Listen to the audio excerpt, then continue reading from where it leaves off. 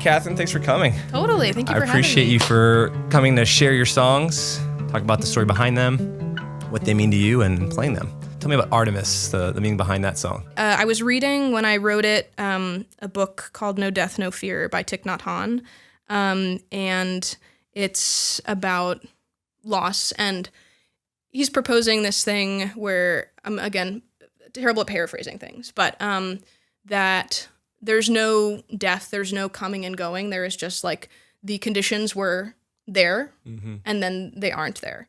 And there's one section where he's talking about the water cycle effectively and saying, the cloud is still the cloud in the ocean. It's rain, so it's still the same water. So if you know how to look, you can find the cloud in the ocean. And for me, being able to, even during a dark time, feel the presence of someone I love there, felt comforting. And also, it's not always comforting, but trying to sort of like keep telling myself that until I believe it. Yeah. It becomes comforting. Exactly. Yeah. Awesome. I look at the garden and watch the sunset, and I'm reminded of how hard it gets when the day's over and there's nothing to do, 'cause I used to spend evenings with you.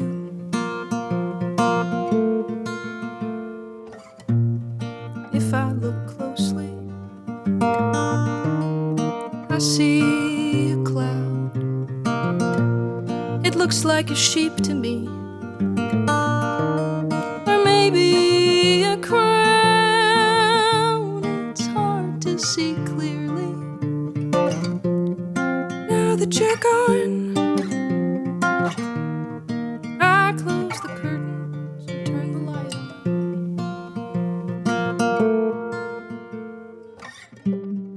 Why are you leaving? I was just sleeping. You saw an ending. I'm just beginning again. And when I wake to wax and wane, I am the moon in every face, though it may look like I've gone away. I'm like the clouds, I have just changed.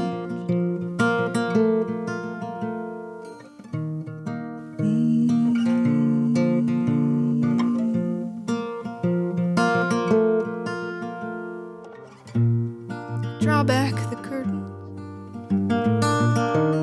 a pain in my chest, and I pray to someone that I don't forget all that you told me when the day breaks, 'cause knowing you're there lessens the ache.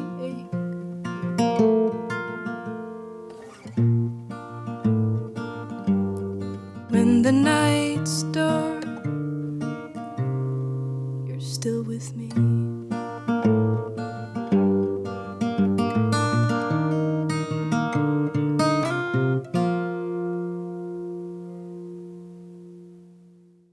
So tell me about Muscle to Bone. Yeah, it's actually probably the oldest song on the album. And I wrote it for one of my best friends from growing up.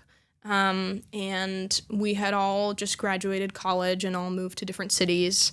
And so there was definitely sort of like a missing going on. It was a loss of sorts, not like someone passed away, but sort of, losing we all grew up on the same block. So losing that proximity. And so and she had tendinitis in high school. So it sort of came out of the intense love and care you can have for someone, and then also kind of throwing a little bit of an inside joke in there. So that's sort of where it came from. And I got to actually play it for her in Chicago last year for the first time live. So that was a really cool awesome. experience. Yeah, she must have loved that. Yeah, That's it really was really cool. great. Awesome. I can't wait to hear it. Yeah. I heard that you went to the doctor to get x-rays of your chest, 'cause you were having pain you could not explain away with lack of sleep or stress. But it wasn't in your bones, and so the doctor probed, is this a pain you've ever known? And you recalled a pain from throwing lots of clay, tying knots and tagging chains. And the doctor went outside, performed an MRI, and when they came back they recited, you got tendinitis of the heart from loving everyone so hard. Maybe you should move back home, reconnect muscle to bone.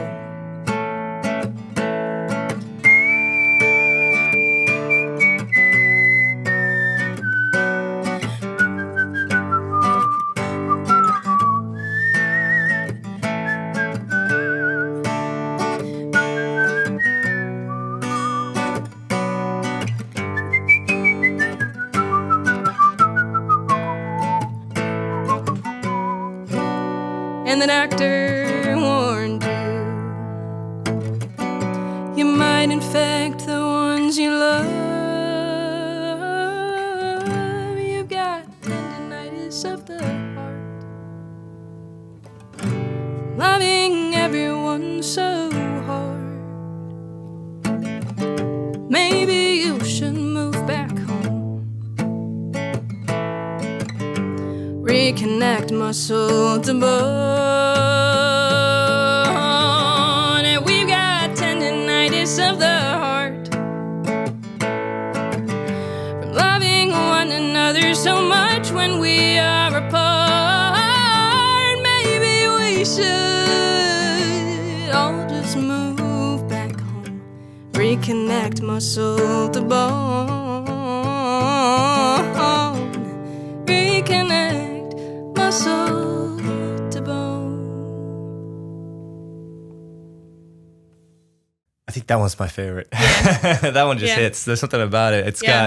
It's really original. I mean, your songs are all original, but that one, the whistling on top of the unique story, you know, having to go home after, I don't know why this is again. I have no idea. But yeah, having to go home after you go through a hard time. It's just something that I think it brings out, like, you know, whenever we have a hard time as a kid. This is hilarious. Wow. We like go back home to what's familiar, parents, friends, family, or whatever. But like, that's definitely that was great. You mentioned that you garden a lot. Yeah. And I noticed in a lot of your songs, there's a lot of imagery towards that. Yeah. Vegetation, gardens. Where's that inspiration come from? And obviously you've infused into your music, but what got you into that? I think it comes from a lot of places. My mom grew up on a vineyard, so I think, and whenever we went to visit her family, my Oma had a vegetable garden, and it was always a very exciting thing to wake up early in the morning and get to go harvest vegetables and take care of the chickens and whatnot. So I think at some point I convinced my parents to let me build a raised bed at their house, and that still exists. Right. It's still there. But yeah, so I got into gardening, I think, that way. And I also do find get ideas on walks. And sometimes when I'm stuck on something, I'll go on a walk. But I think, I find it very peaceful to be out in nature. And so I think was also an environmental studies double major, so very much the environment, nature, agriculture, all that stuff is definitely like a very core part of my being. That's great. Yeah. Soil and Sunlight. Yes. Why don't you tell me a little bit about that song? Yeah, it's not anywhere to be listened to yet, but it's one of the songs that I'm planning to release later this year. So part of the reason why I wanted to play it was to give a little sneak peek. And also I wrote it on my way back from a show of Sam Cormier's, who I know was on one of your previous episodes.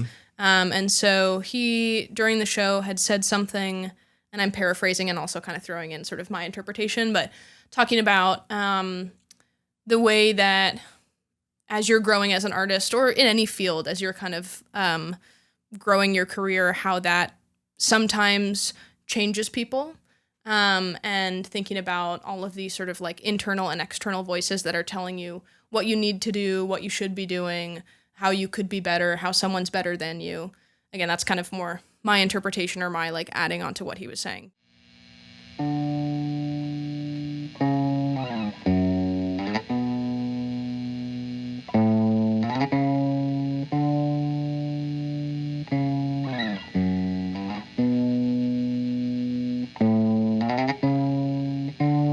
Trying to figure out this life. Most days I do not go outside. But I can't sleep 'cause money's tight. I grab my keys and take a drive. Wondering what I can live without. Going fast and headed south. I've been away for years by now. My heart is threatening to fall out. I get laser focused when it rains, distracted when the leaves are changing in New England, on the drive to New York where they pave the sky, and once in a while I take a breath and I can remember what I forget, like all that I ask for, all that I need are soil and sunlight, clean air to breathe, but once in a while isn't enough, and suddenly I'm not funny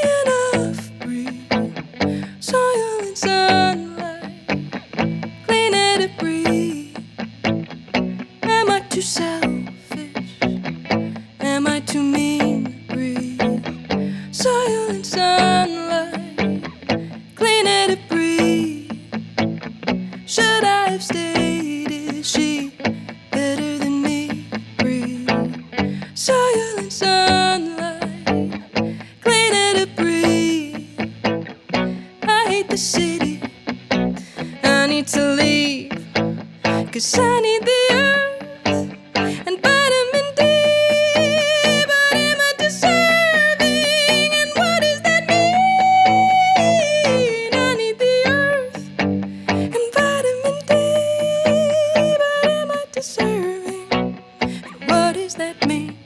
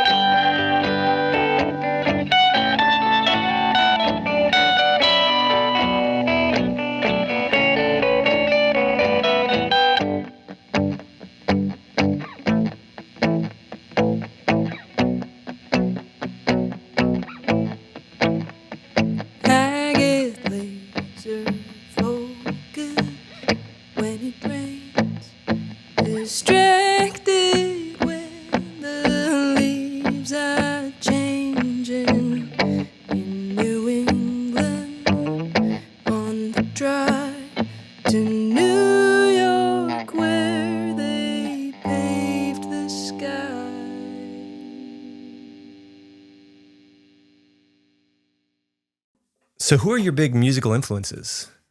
That's a great question. My go-to people I always say when I'm asked this question are Brandi Carlile and Joni Mitchell. Nice. But I grew up listening to a lot of Regina Spektor and Sarah Bareilles and Ingrid Michaelson. So a lot of those, female singer-songwriters. Yeah. Joni Mitchell for sure. I can hear the influence. Well, not stylistically, but just the same kind of mood, I guess. Yeah. I think the last song I'm going to play, I feel like feels a bit more Joni Mitchell-y vocally in terms of like a little more folky, a little more Soil and Sunlight sort of was an outlier in terms of like I have a few songs I've written on electric, but that's definitely one of the few songs I've written that feels like that. But it's kind of cool as an artist to get to experiment, even if it's not going to necessarily be the favorite song of your fan base. Sure. But it's cool to A, explore that, and B, find people who are like, that was my favorite song of yours. And it's like, okay, great. I like it too. So yeah, that's awesome. Yeah. Okay, I want to know about Miss Clavel. Yeah. So tell me about the song itself and who is she? Well, so I grew up on the Madeline books. I don't know if you're familiar with them, but yes. The Ludwig Babelmans. Mm-hmm. So she was the nun who was the sort of caretaker of the children. And I grew up on those, and so kind of was using that as sort of a jumping off point to tell a bigger story about growing up. It's also, this was sort of my attempt at sort of like a Big Yellow Taxi moment, because I started writing it on a walk. It was a sad image of like these worms drowning in a puddle because the water couldn't, pass through the asphalt. Mm-hmm. And so thinking about it's about a lot of things, but that specific image of like what we're giving up in order to achieve progress or make the world more human or car friendly. Mm-hmm. And so that's kind of what this song came out of.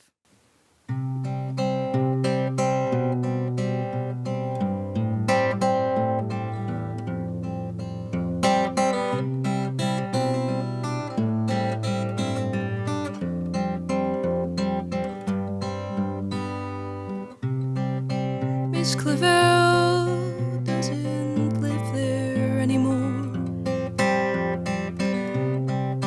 In that house, the one with the wrought iron door. They tore down the ivy, repainted the wall. No more to hear little girls' padded footsteps down the hall. That's all there is. There isn't any more.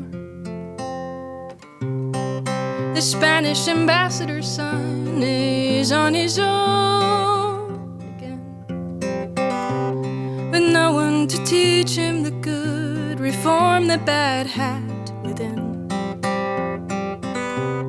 In place of the home that dear Madeline bewitched, a multi-million-dollar house for the idle rich.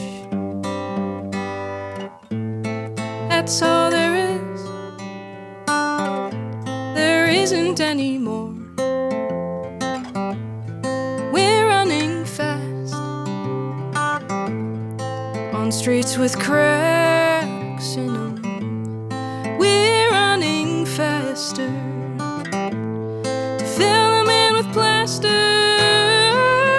We're running so fast. We turn a blind eye to the fate of our path. We're running fast, faster and faster and faster and faster and faster and faster and faster and faster towards disaster.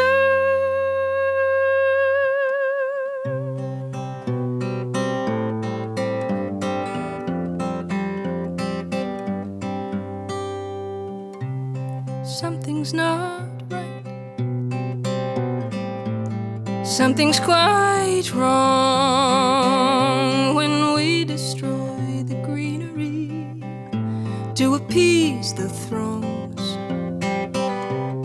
and all that is left is a plaster cast bone that just just isn't strong enough to call a home. That's all there is. There isn't any more. Miss Clavel doesn't live there anymore. Well, thanks so much for coming. I really appreciate you Absolutely. for sharing your music, and best of luck with everything you got coming up. Thank you for Appreciate having it. me. It was yeah. great. That was really great. Yeah, thank you so much. Great.